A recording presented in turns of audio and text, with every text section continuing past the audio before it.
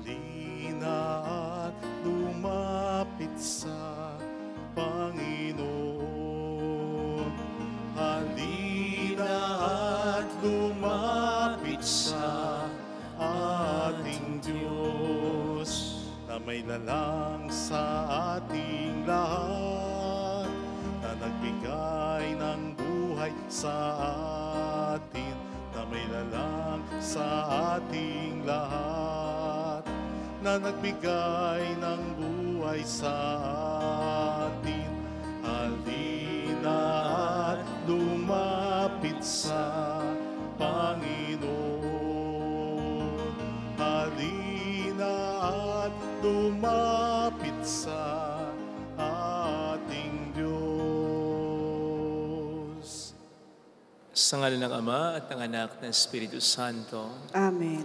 Sumainyo ang Panginoon. At sumaiyo rin. Upang tayo maging marapat sa misang ito, halina't magsisimula po tayo para sa ating mga kasalanan.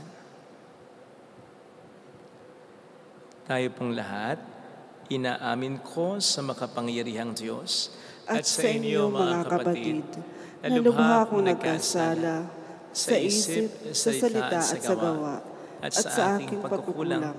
Kaya sinasamo ko sa mahal na Birheng Maria, sa lahat ng mga anghel at mga banal, at sa inyo mga kapatid, na ako'y ipanalangin sa Panginoong ating Diyos. Kaawaan tayo na mapagmahal na Diyos, patawarin sa ating mga sala, at patnubayan hanggang sa buhay na walang hanggan. Amen.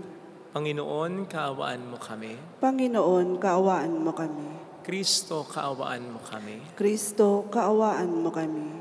Panginoon, kaawaan mo kami. Panginoon, kaawaan mo kami. Iyuko natin ang ating ulo. Manalangin tayo. Ama naming makapangyarihan, ipagkaloob mong aming magampanan ang kasalukuyan ng pagpapakasakit ng aming poong mahal upang kami paging tapating magkamit ng ibinungan nitong kapatawaran sa pamamagitan ni Jesucristo, kasama po ang Espiritu Santo magpasa walang hanggan. Amen. Ang salita ng Diyos mula sa aklat ni Propeta Isaias. Makinig kayong mga taong naninirahan sa malalayong lugar. Pinili na ako ng Panginoon bago pa isilang, at hinirang niya ako para siya ay paglingkuran. Mga salita ko'y ginawa niyang sintalas ng tabak. Siya ang sa akin laging nag-iingat. Ginawa niya akong parang matulis na palaso, na anumang oras ay handang itudla. Sinabi niya sa akin, Israel, ikaw ay lingkod ko. Sa pamamagitan mo, ako'y dadakilain ng mga tao. Ngunit ang tugon ko, ako ay nabigo sa aking pagsisikap, hindi nagtatagumpay, gayong ibinuhos ko ang aking lakas. Gayon may itinitiwala ko sa Panginoon ang aking kalagayan, na ako'y gagantimpalaan sa aking nakayanan. Bago pa ako ipanganak, ay hinirang na ng Panginoon. Pinili niya ako para maging lingkod niya, upang tipunin ang mga nangalat na mga Israel, na mga Israelita, at sila'y ibalik sa bayang Israel. Binigyan ako ng Panginoon ng karangalan. Sa Kanya nagbubuhat ang aking karangalan. Sinabi ng Panginoon sa akin, Israel na aking lingkod, may mas mahalaga pa akong ipagagawa sa iyo. Bukod sa pagpapanumbalik sa mga Israelitang nalabi, ay gagawin kitang tanglaw ng mga bansa, upang lahat sa daigdig ay maligtas. Ang salita ng Diyos. Salamat sa Diyos.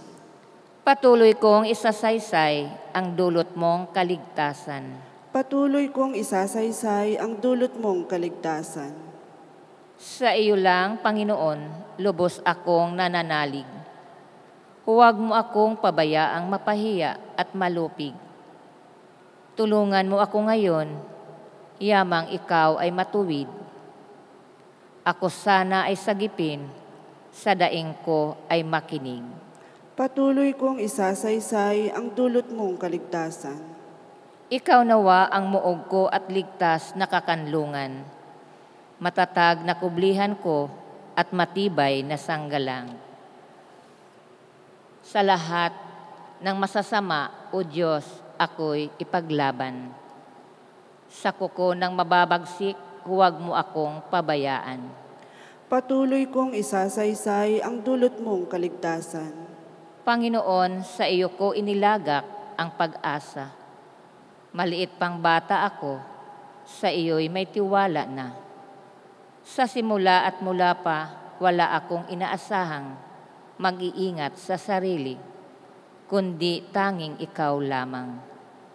Kaya naman ikaw, poon, pupurihin araw-araw. Patuloy kong isasaysay ang dulot mong kaligtasan. Pagkat ikaw ay dakila, patuloy kong isasaysay. Maghapon kong ihahayag ang dulot mong kaligtasan. Sa pulpa sa pagkabata, ako'y iyong tinuruan. Hanggang ngayon, sinasambit ang gawa mong hinangaan. Patuloy kong isasaysay ang dulot mong kaligtasan.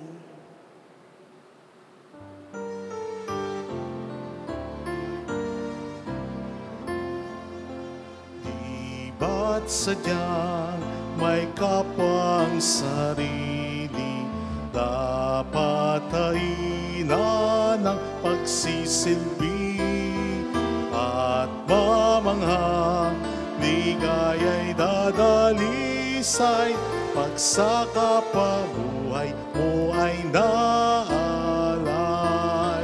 Bawat kaling gamitin sa paglingap, laging damhin kung may naghihirap. At tandaan, ganyang pagmamahalan, unang-unang atas ng kabanalan. Sumayin niyo ang Panginoon. At sumaiyo rin. Ang mabuting balita po ng Panginoon ayon kay San Juan. Papuri sa iyo, Panginoon. Noong panahong yon, habang nakahilig kasama ng kanyang mga alagad, nagulumihan ng sinabi ni Jesus, "Tandaan ninyo, ako'y ipagkakanulo ng isa sa inyo." Nagkatinghinan ang mga alagad, hindi nila alam kung sino ang kanyang tinutukoy. Ang alagad na minamahal ni Jesus ay nakahilig na kalapit niya. Kinalabit siya ni Simon Pedro at sinabi, "Itanong mo kung sino ang tinutukoy niya." Kaya humilig siya sa dibdib ni Jesus at tinanong, "Panginoon, sino po ba ang tinutukoy ninyo?" Sumagot si Jesus, "Ang ipagsawsaw ko ng tinapay, siya na nga." At nang maisawsaw ang tinapay, ibinigay niya ito kay Judas, na anak ni Simon Iscariote. Nang matanggap na ni Judas ang tinapay, si Satanas ay pumasok sa kanya. Sinabi ni Jesus, "Gawin mo na ang gagawin mo." Ngunit isa man sa mga kasalo niya ay walang nakaalam kung bakit niya sinabi ito. Sapagkat si Judas ang nag-iingat ng kanilang salapi, inakala nilang pinabibilis siya ni Jesus ng kakailanganin sa pista o kaya pinagpapalimos para sa mga dukha. Nang makain na ni Judas ang tinapay, siya'y umalis.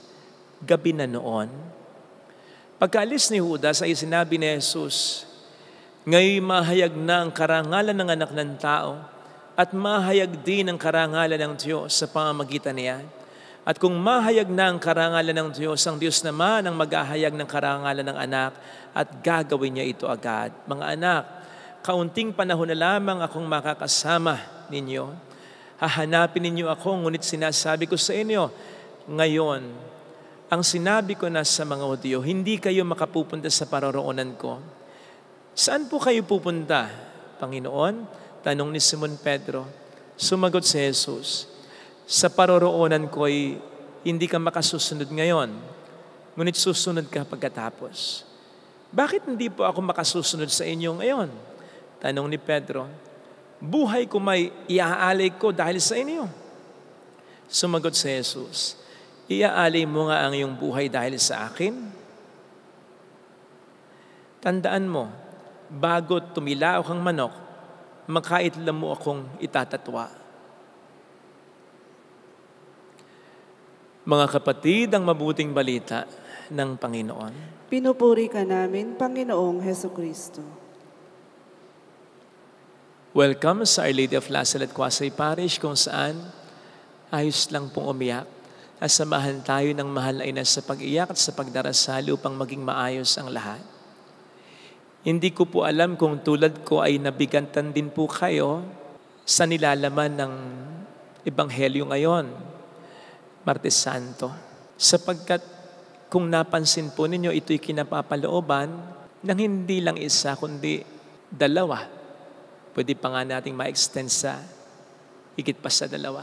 Pero mag-concentrate na lang tayo sa dalawa. Dalawang pagtataksil kay Kristo. Una, yung pagtataksil ni Judas. At ikalawa, yung pagtataksil ni Pedro.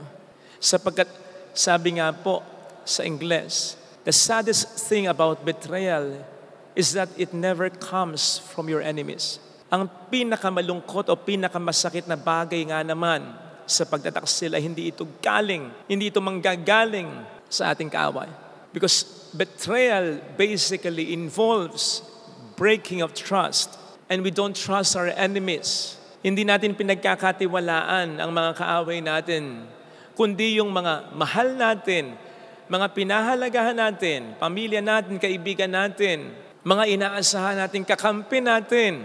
Kaya napakasakit ang pagtaksilan sapagkat hindi naman natin sinasabing pinagtataksilan tayo ng ating mga kaaway. Manapa, pinagtataksilan tayo ng mga mahal natin sa buhay. At yun ang masakit doon. That's the saddest thing about betrayal.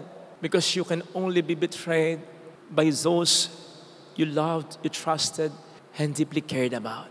At yan po ang naranasan ng ating Panginoon sa Ebanghelyong ating napakinggan. Pinagtaksilan siya ng mga minamahal niyang pinagkakatiwalaan niyang mga kaibigan. Si Judas lang naman ang ingat yaman. O diba? Talagang pinagkakatiwalaan ni Jesus siya. At si Pedro lang naman ang leader na ginawa niya para sa tinatag niyang simbahan. Actually, ito yung sinasabi ko, hindi lang dapat ma-focus sa dalawa. Pwede pang madagdagan niya sapagkat lahat naman ng mga alagad nagpulasan ng arestuhin na siya at pahirapan. Liban sa huli kay Saint John, pero sa huli na lang. Kaya't kung tutuusin, sa kanila talaga nagsimula ang matinding paghihirap ng Panginoon natin. Maaring hindi physical suffering, pero emotional, psychological, spiritual suffering. Betrayal of friends. Bago pa man magbuhat si Kristo ng krus, sila muna ang kanyang naging krus. Bago pa man bumaon ang mga pako sa mga paa at sa mga kamay ni Jesus, nabaon muna sa pako, napako muna ang kanilang mga ipinangakong support at pagmamahal kay Jesus. Bago pa man sibatin ang puso ni Jesus, tinarakan na nila ang kalooban niya, ang damdamin niya. Bago pa man pahirapan ang katawan ni Jesus, pinahirapan na muna nila ng matindi ang damdamin niya, ang kalooban niya. No wonder ang sabi dito ni Saint John, gabi noon, nawari ba'y parang dinidescribe niya ang kadilimang bumabalot noon sa sitwasyong kinaroroonan ng Panginoon. Kung paanong parang namamayagpag ang kasalanan, ang kalungkutan. Pero tingnan po ninyo, kung paano ito hinandal ng ating Panginoon. Kalmado lang siya, bagamat nagugulumihanan siya. Instead, ito, sinabi pa nga po niya, ngayon mahayag na ang karangalan ng anak ng tao at mahayag din ang karangalan ng Diyos sa pamamagitan niya. Sa makatwid, buo ang paniniwala niya na sa kabila ng dilim, mag-uumaga pa rin talaga. Na sa kabila ng haba ng kadiliman, mababanaagan pa rin ang kaliwanagan. Na sa kabila ng mga pangit na mangyayari, ay may mangyayari pa rin maganda sa huli. Ganun po sana na sa kabila ng mga pangit na nangyayari sa ating buhay, ay huwag tayong mawawala ng pag-asa. Lalo pat kung tulad ni Jesus, ay sumusunod lamang tayo sa kalooban ng Diyos talaga. Besides, kung papaanong sa gitna ng kadiliman ay mas lumulutang ang kaliwanagan, kung papaano rin namang sa gitna ng ating mga problemang pinagdaraanan, ay mas po pwedeng lumutang ang kabutihan at pagmamahal at kadakilaan ng Diyos. Kung siya'y atin lamang pagtitiwalaan upang yan ay ating makita at maranasan. O di ba't yun ang sabi niya kay Marta, nang si Lazaro ay 4 na araw na patay na? Manalig ka, magtiwala ka. Napakaganda nga po nung pagkakasituate nung sinabi ni Jesus na ngayon mahayag na ang karangalan ng anak ng tao at mahayag din ang karangalan ng Diyos sa pamamagitan niya. Sapagkat ito po ay nasa gitna ng pagtataksil ni Judas at pagtataksil ni Pedro. Na para bang ang sinasabi ay kung tutularan natin ang ating Panginoon, mapagitnaan man tayo ng maraming mga problema, kakayanin natin sa tulong ng Ama. At mas magiging malasa, kumbaga sa sandwich, yung kadakilaan pagmamahal ng Diyos sa ating buhay. Kung sa kabila nga po ng maraming mga pagsubok, ay kakapit tayo sa pananampalataya natin sa Diyos. Kung hindi ba yan yung naging appreciation ng opisyal na nasa paanan ng nakapakong Panginoon? Sabi niya, tunay ngang anak ng Diyos ang taong ito. Mga kapatid, mas maipapahayag natin ang ating pagiging anak ng Diyos and therefore ang pananampalataya natin sa Diyos. Hindi kapag okay ang lahat, kundi kapag dumaranas na tayo ng mga paghihirap. But despite that, nagdarasal, sumasampalataya at nagpapasalamat pa rin tayo. Doon, mas na-appreciate ng tao ang kadakilaan ng Diyos. Na ang Diyos ay Diyos ngang talaga at tayo mga anak nga niya. Ito po sana ang hilingin nating biyaya sa ating banal na pagdiriwang upang kahit na sa mga panahon ng problema, maparangalan pa rin natin ang Diyos. Amen. Ilagay natin ang ating kanang kamay sa tapat ng ating puso.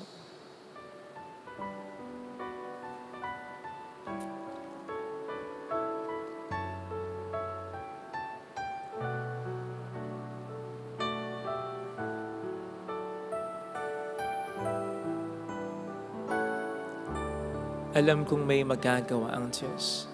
Alam kong may magagawa Makapangyarihan siya. ang Diyos. Alam kong may magagawa ang Diyos. Alam kong may magagawa Walang imposible sa Kanya. ang Diyos.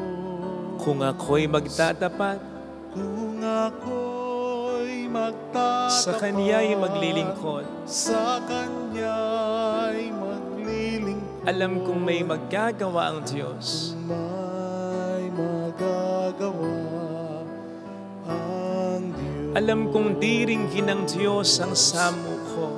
Alam kong di Sapagkat mahal niya ako. ng Diyos ang samo ko. Alam kong diringgin ng Diyos ang samo ko. Alam kong di ng Diyos Sapagkat alam niya ang pinagdaraanan ko. Kung ako'y magtatapat, Kung ako'y magtatapat sa Kanya'y maglilingkod. sa Kanya'y maglilingkod. Alam kong diringgin ng Diyos ang samo ko. Diringgin ng Diyos Pikit natin ang ating mga mata. samo ko. Panginoon, tulungan mo po akong dakilain ka kahit sa gitna ng aking mga problema kung ito ang mas magpapakita ng pagiging Diyos mo sa buhay ko at ng pananampalataya ko sa iyo at ng aking pagiging anak mo. Tulungan mo ako, Panginoon, sapagkat hindi ko po kayang mag-isa ito, lalo na sa mga panahon na ako'y nangihina, nalulungkot at nag-aalala. Na alam ko naman pong normal, pero wag po sana akong patalo sa mga negatibong damdamin na ito. Bagkus ay ang mangibabaw sa akin ay ang paniniwala ko sa katotohanan, hindi mo ako kailanman pababayaan, o Panginoon ko. Mayroong magandang mangyayari sa iyo, sapagkat hindi ka ipapahiya ng Diyos, hindi ka mapapahiya. Hindi nasisiphayo sa Kanya, buo ang pagtitiwala kung lalapit ka kay Jesus. Patuloy nawa nating isa-isay ang dulot ng Diyos na kaligtasan, ano man ang ating problemang maranasan. Kumapit ka, kapatid, magtiwala ka. Sa kabila ng lahat, may mangyayaring maganda. Hindi ka mapapahiya sa iyong pananampalataya. Papuri sa Ama at sa Anak sa Espiritu Santo. Kapara ng sa unang-una, ngayon magpakailanman at magpasawalang hanggan. Amen.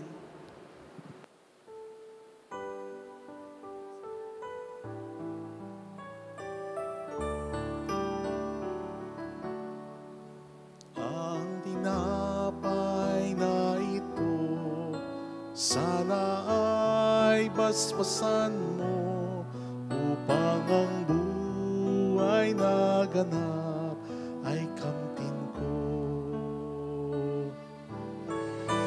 O Diyos, narito ang tanging alay ko at sa kamay mo inihandog ko alak at tinapay aming pinagpaguran, maging aming buhay tanging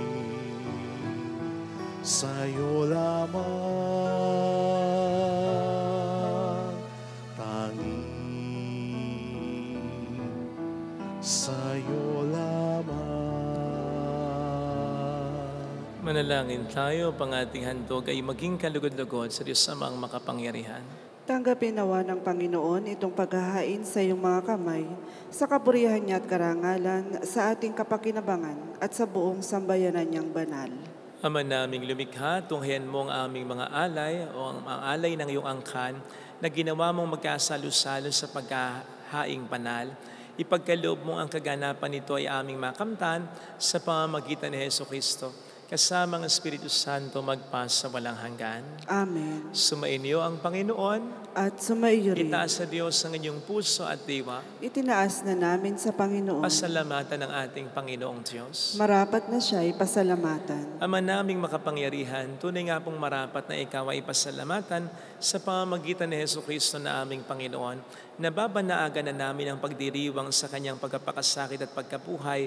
Malulupog na ang dating pagsubay sa pag-ako sa kanyang kusang loob na katapatan at magaganap na ang pag-aalala sa aming pag-anib sa iyong tinubos na angkan. Kaya kaisa ng mga anghel na nagsisiawit ng papuri sa iyo ng walang humpay sa kalangitan, kami nagbubunyi sa iyong kadakilaan. Santo, Santo, Santo, Panginoong Diyos ng mga hukbo, napupuno ang langit at lupa ng kadakilaan mo, o sana sa kaitaasan. Pinagpala ang naparirito sa ngalan ng Panginoon, o sana sa kaitaasan. Ama naming banal, ikaw po ang bukhal ng tanang kabanalan, kaya sa pamamagitan ng iyong Espiritu, gawin mong banal ang mga kaloob na ito upang para sa akin ay maging katawan at dugo ng iyong anak, aming Panginoong Jesucristo. Bago niya pinagtiis ang kusang loob na maging handog, hinawakan niya ang tinapay, pinasalamatan kaniya, pinagati-hati niya iyon, niabot sa kaniyang mga alagad at sinabi, tanggapin ninyong lahat ito at kanin. Ito ang aking katawan na ihahandog para sa inyo.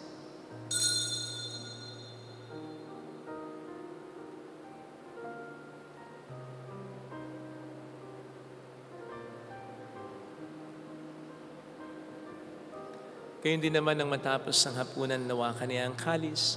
Muli kaniyang pinasalamatan. Iniabot niya ang kalis sa kaniyang mga alagad at sinabi, tanggapin ninyong lahat ito at inumin. Ito ang kalis ng aking dugo ng bago't walang hanggang tipan. Ang aking dugo na ibubuhos para sa inyo at para sa lahat. Sa ikapagpatawad ng mga kasalanan, gawin niyo ito sa pag-alala sa akin.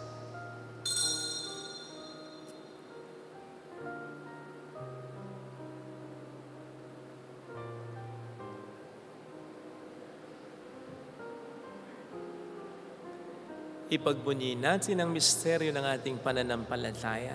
Si Kristo'y namatay, si Kristo'y nabuhay, si Kristo'y babalik sa wakas ng panahon. Ama, ginagawa namin ngayon ang pag-alaala sa pagkamatay at muling pagkabuhay ng iyong anak, kaya inialay namin sa iyong tinapay ng buhay at ang kalis ng kaligtasan.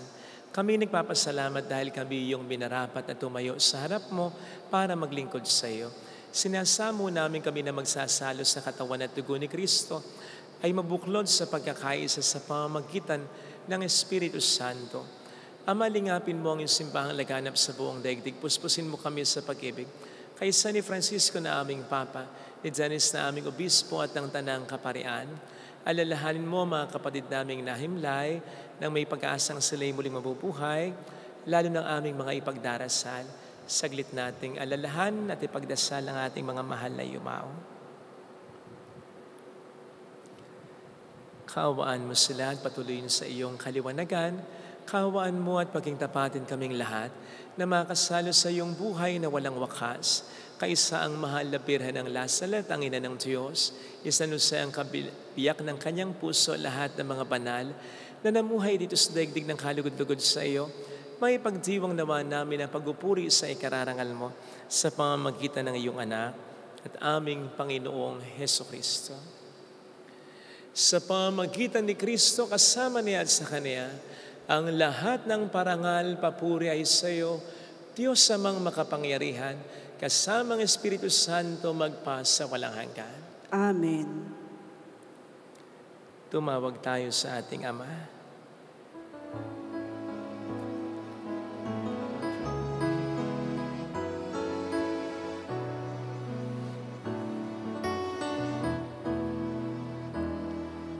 Ama namin, sumasalangit ka, sambahin ang ngalan mo, mapasa amin ang kaharian mo, sundin ang loob mo dito sa lupa para nang sa langit. Bigyan mo kami ngayon ng aming kakanin sa araw-araw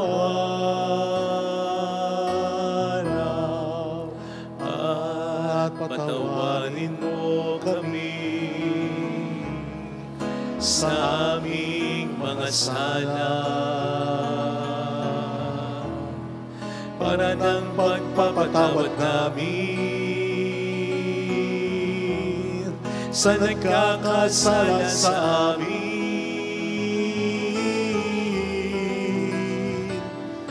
At huwag mo kami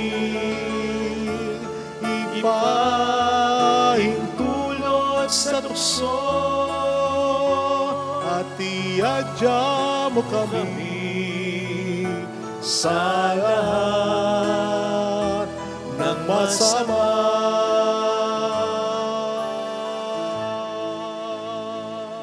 Iniling namin kami, Adya, sa lahat ng masama, pagkalooban ng kapayapaan araw-araw, iligtas sa kasalanan, sa kapahamakan, sa mga seryosong karamdaman, samantalang aming pinaghahandaan ang dakilang araw ng pagpapahayag ng tagapagligtas namin sa Heso Kristo.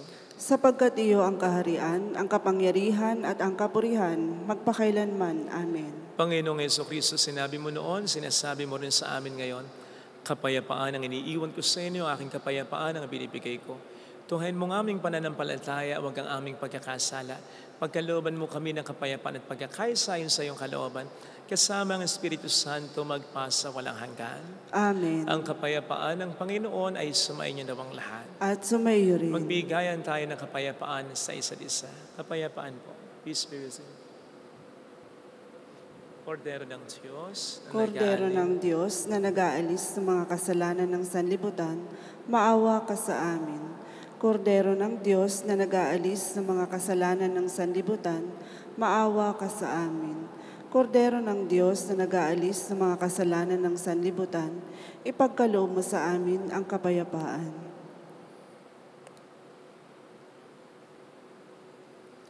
Narito sa harap natin ng Panginoon ang ating buhay at kaligtasan. Palad tayong inaanyayahan. Panginoon, hindi ako karapat-dapat na magpatuloy sa iyo, ngunit sa isang salita mo lamang ay gagaling na ako.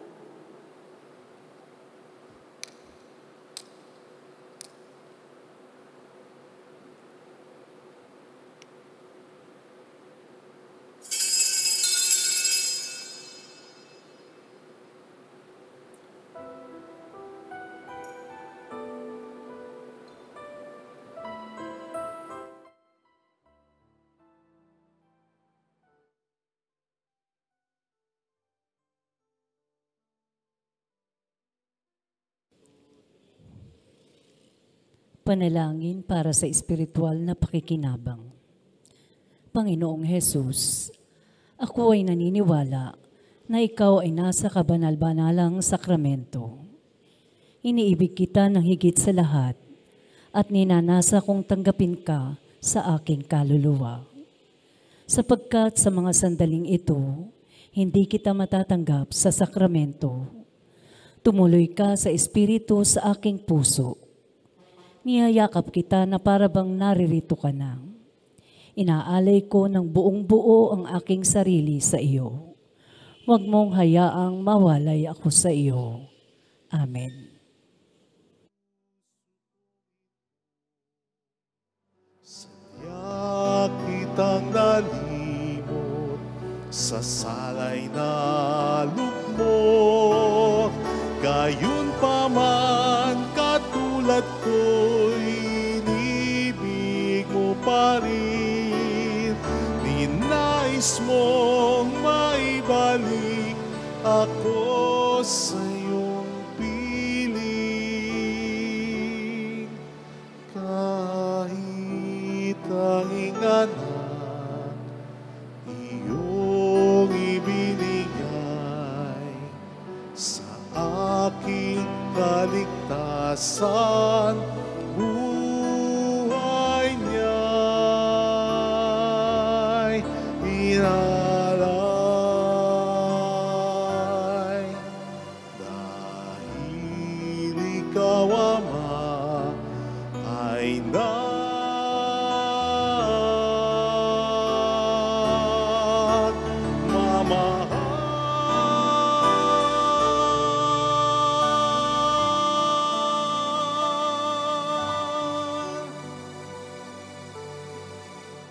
Manalangin tayo.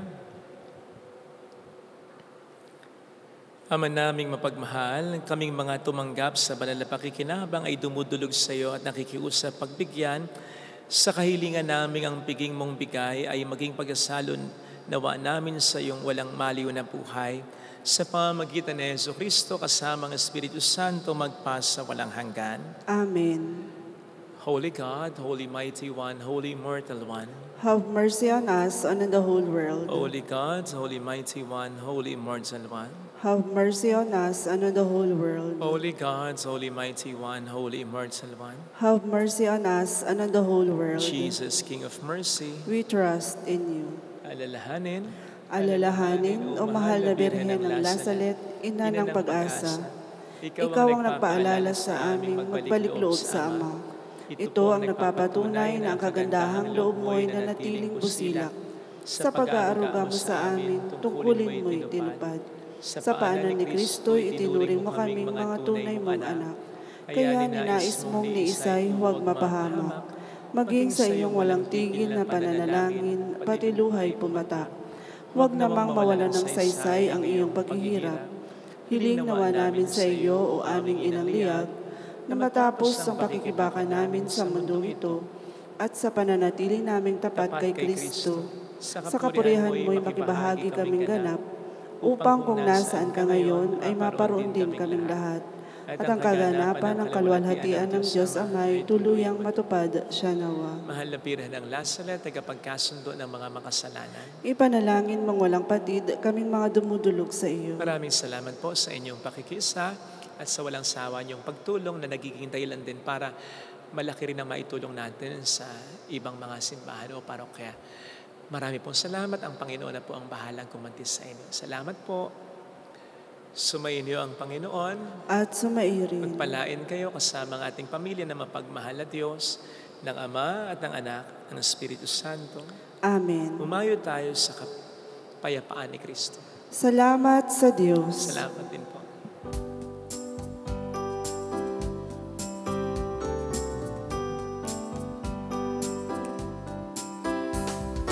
On this day, O Mother of our Lord, we sing you praise for lighting up our way.